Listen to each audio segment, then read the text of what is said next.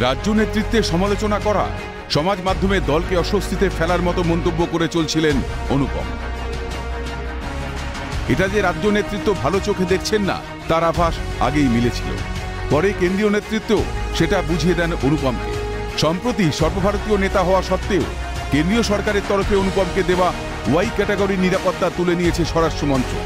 Social মিডিয়ায় অনুপম হাজরা লিখেছেন, পদ থেকে সরাবার 3 ঘন্টার মধ্যেই বার্তা, কিছু শর্ত মেনে চললে আবার সব আগের মতো। অনুপম হাজরাকে নিয়ে বারবার বিড়ম্বনায় পড়েছে দল।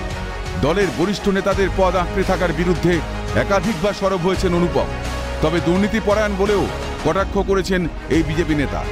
সম্প্রতি বিশ্বভারতীতে তৃণমূলে ধর্ণা মঞ্চের সামনেও চলে এসেছিলেন অনুপম। এরপর থেকেই বাংলায় বিজেপির অনুপম অস্বস্তি কাটছিল না দেখেই তার সর্বভারতীয় পদ কেড়ে নেওয়ার সিদ্ধান্ত নেন বিজেপির কেন্দ্রীয় নেতৃত্ব।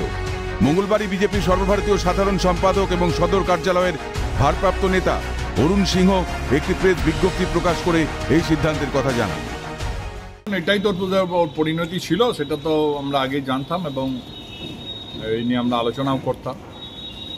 তো এবার দেখা যাক যে পরবর্তী পদক্ষেপ তিনি কি গ্রহণ করেন, বা অন্যান্য নেতারা যারা তার সাথে ছিলেন তারাই বা কী পদক্ষেপ গ্রহণ করেন। এই চিন্তাভাবনার পরে আমরা দল চিন্তাভাবনা করব। সেটা তো আপনারা দেখতেই পাচ্ছেন যে এই দলটাতে খানিকটা স্বৈরতান্ত্রিক মানসিকতা নিয়ে এরা চলে।